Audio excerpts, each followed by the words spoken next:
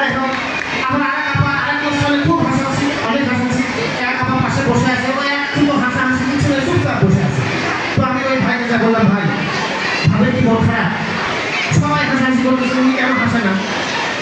ওটা যে আসলে মন টন খারাপ কিছুই না, ও আসলে মেকআপ করতে যায় লিপস্টিকের জায়গায় সুপারগুলো আটাতে দিচ্ছে।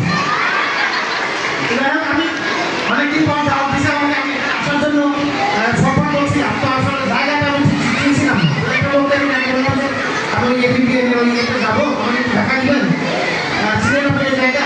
তো বলেছে আপনি সোজা যাবেন, সোজা যাবেন 3টা রাস্তা, ডান বাম কোথাও যাবেন না, সোজা যাবেন, যা দেখবেন একটা লাল বাড়ি, ওই লাল বাড়ির পিছন দিকে যাবেন, যা দেখবেন একটা লম্বা ইউনিপ্লাস গাছ, ওই গাছ পার হয়ে সোজা চলে যাবেন, যা দেখবেন একটা বড় বাড়ি, ওই বাড়ির মধ্যে দেখবেন আমার একটা ছোট্ট বাড়ি, ওই বাড়ির মধ্যে দেখবেন একটা ছোট একটু বয়স্ক মানুষ, উনি আমার মা। আর ওই মায়ের কসম আপনি যেখানে জানতে চাচ্ছেন ওই জায়গা বেশি নেই। যাই হোক সাথে ধন্যবাদ দিয়ে শেষ করা যায় না, অনেক আমাদের এখানে যারা শিক্ষক হিসেবে আছেন তাদের জীবনে অনেক ভূমিকা থাকে। তারপরে একটু বলি, আমি পার্সোনালি সাফি স্যারকে অনেক বেশি ফলো করি। সাফি স্যার সেসব কাজ থেকে শুরু করে সন্ধ্যা পর্যন্ত খুব পরিশ্রম করে যান।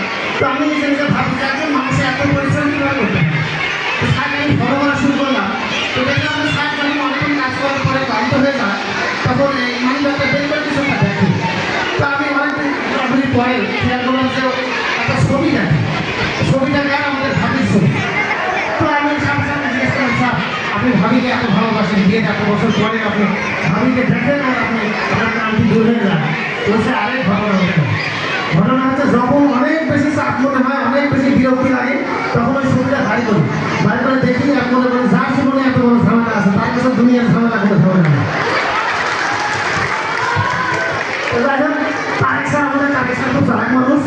আমাকে নিয়ে একবার ট্রেনে করে ঢাকা যাচ্ছে, নাটক থেকে ঢাকা যাবো আমরা।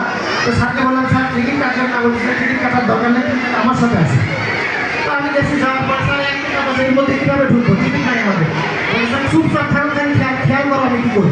তো একটু পরে স্যার হঠাৎ করে বলছে সাপ সাপ সাপ সাপ সাপ সাপের কথা শুনে সবগুলো যাত্রী নামে বলছে, বলছে এখন হাত পা টাক করে শুয়ে পড়ো। শুয়ে পড়ছি আমরা আরামে, ঘুম টুম পাড়ার পরে বিকেল 4টা বাজে, 4টার সময় ঘুম থেকে উঠে বাইরে টাকা দেখি, কোন স্টেশন দেখি, তো টাকা দেখে ওই নাটকই দেখা রাস্তা খারাপ। টিটিকে যা বললাম, ভাই আপনারা অনেক কাজ, এগুলো কাজে অনেক লেট করেন, ঠিক আছে, তাই বলে সেই 12টার সময় বসছি, এখন 4টা বাজে, ওই তখনও নাটক, এখনও নাটক, ঘটনা বলতেছে এই বগি নাকি সাপ বেঁধেছিল, এই বগি খুলে রাখি ট্রেন চলে গেছে। এরপরে ক্রিয়েটিভ হোম আয়োজিত একটা পুরস্কার দেওয়া হয়েছিল একবার, সুখী দম্পতি পুরস্কার। অর্থাৎ তাদের জীবনে মানে ওরকম দেখা যাচ্ছে ঝগড়া বিকাপ নাই, তার বিবাহিত জীবনে তাদের এই পুরস্কারটা দেওয়া হবে। তো অনেক বিচার বিবেচনা শেষে পুরস্কারটা পাইছে আমাদের দুজন ছাড়া আলাদা হয়। তাদের জীবনে আসলে ওরকম ঝগড়াঝাটি এলে একজন অপরকে খুব ভালো বুঝেন। তো এই কারণে তাদেরকে পুরস্কার তুলে দেওয়া হবে। শাহী সাহেব দ্বারা আছে, তো শাহী সাহেব দ্বারা আছে, আসলে আপনাদের মধ্যে একজন এসে পুরস্কারটা নিয়ে যান। তো এরকম তারা আছে, একজন আসবে, করতে করতে 5 মিনিট 7 মিনিট 10 মিনিট হয়ে গেছে, কেউ আসে না। তো তখন বললেন, স্যার কী অবস্থা, এভাবে তো অনুষ্ঠান চলে না। বলছে ওই পুরস্কারটাই বন্ধ, পুরস্কার নিতে গিয়ে আসবে ওই নিয়ে 2জন মামলা লাগছে। তো যাই হোক, স্যারদের কথা শুনে অনেক হাসাহাসি করতেছেন, আপনারাও তো খুব ভালো থাকেন এরকম না। একটা গল্প বলি, এক স্বামী স্ত্রী গল্প করতেছে, দেখো স্ত্রী বলতেছে যে তুমি আমাকে কেমন ভালোবাসো। তো বলেছে যে বিয়ের এত বছর পরে এসে তুমি আমাকে এই প্রশ্ন করতে পারলা, আমি তোমাকে ভালোবাসবো না। বলেছে কেমন ভালোবাসো, আমি যদি ধরে নাও যে আমি মারা গেছি, তাহলে তুমি কীভাবে মানে ব্যাপারটা কেমন হবে? বলতেছে তুমি মারা গেলে আমার যে কী হবে আমি বুঝতেই পারতেছি না, আমি তো মনে হয় পাগলই হয়ে যাবে। তো বলছে আচ্ছা পাগল তো হবে, ঠিক আছে, কিন্তু আমি মারা গেলে তুমি তো একটা বিয়ে করবে। তো বলছে যে তুমি মারা গেলে আমি বিয়ে করবো কিনা জানি না, কারণ আমি তো পাগল হয়ে যাবো, পাগল মানুষ কী করে না ঘরটা, ঠিক আছে। আচ্ছা সর্বশেষ আমি একটা গল্প নিয়ে শেষ করে দিই। এই গল্পটা আপনারা সবাই জানেন। এই গল্পটা হচ্ছে ওই গরিব কাঠুরে আর ওই জলপরির গল্প। তো একটা গরিব কাঠুরে প্রতিদিন কাঠ কাটে এবং সে সব শেষে ওই কাঠ বিক্রি করে নিয়ে উনি তার মানে জীবিকা নির্বাহ করে।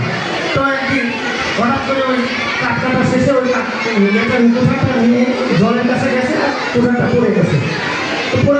কান্নাকাটিকে আমার একমাত্র অবলম্বন, এটা দিয়েই আমি উপার্জন করি। তো অনেক কান্নাকাটি করছি, তখন এক জল পরে উঠে এসে খালি স্টেজে ঘুরঘুর করতেছেন, বকা খাইছেন দুইবার। এটা রূপা কাঠি দিয়ে দেখালো, কোথায় দেখালো যেটা আপনার কিনা, বলতেছে না। দুইবার বকা খাইছেন, দুইবার। স্যার বকা দিচ্ছেন, তবু কেন ওখানে ঘুরঘুর করা লাগবে? কেন? নিজের কোঠাটা তখন বললো হ্যাঁ এই লোহার কোঠা এটাই আমার। তো তখন জল পরে খুশি হয়ে তাকে সবগুলো কোঠায় দিয়ে দিই। তো এই গল্প সে বাড়িতে যখন করতেছে তখন স্ত্রী বলতেছে তুমি খালি কোথায় কেন, আরও কিছু ফেরাই দিয়ে ওই দামি দামি জিনিসগুলো নিয়ে আসতে পারতাম। তো পরের দিন গেছে স্ত্রী সহ গেছে, বলতেছে আমি দেখো বুদ্ধি করে কি করি। তো স্যার ওই অন্য একটা জিনিস ফেলাতে যাবো, হঠাৎ করে বউ পড়ে গেছে পানির মধ্যে। তো তখন ও কান্নাকাটি, এখন কী করবো কী করবো, আমার বউ খুঁজে পাচ্ছি না, কী করবো। এর মধ্যে আবার ওই জল পরে উঠে আসছে। তো জল পরে উঠে আসছে, বলতেছে কী হয়েছে, বলতেছে আমার বউ মারা গেছে। তো বউ পড়ে গেছে পানিতে। তো পড়ে গেছে, আচ্ছা দেখো তো এটা তোমার বউ কিনা। প্রথমে ভেদ করছে পিয়ার কাছে পাখি। তো অনেকক্ষণ চুপচাপ থাকার পরে ওই কাঠুরে বলছে হ্যাঁ এটাই আমার বউ। তো হঠাৎ তখন আবার নিজের বউকে তুলে নিয়ে আসে। তো বউ খুব কান্নাকাটি, তুমি এরকম একটা সুন্দরী মেয়ে থেকে আমার কথা ভুলে যেতে পারলা।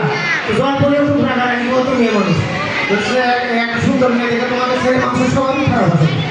তো যাই হোক, তো বলতেছে দেখেন আমাকে ভুল বুঝেন না, আমি আসলে অনেক চিন্তা ভাবনা করে সিদ্ধান্তটা নিলাম। আমি জানি আমি যদি বলতাম যে এটা আমার বউ না, এরপরের বার আপনি দীপিকা পাডুকোনকে দেখাতেন, তারপরের বার ঐশ্বরিয়া রায়কে দেখাতেন, তারপরে আমার বউকে যখন দেখাতেন তখন আমি বলতাম হ্যাঁ এটা আমার বউ, তখন খুশি হয়ে সবগুলো বউ দিয়ে দিতেন। তো আমি গরিব মানুষ এতগুলো বউ চালাতে পারবো না, আমার ওই একটা যথেষ্ট।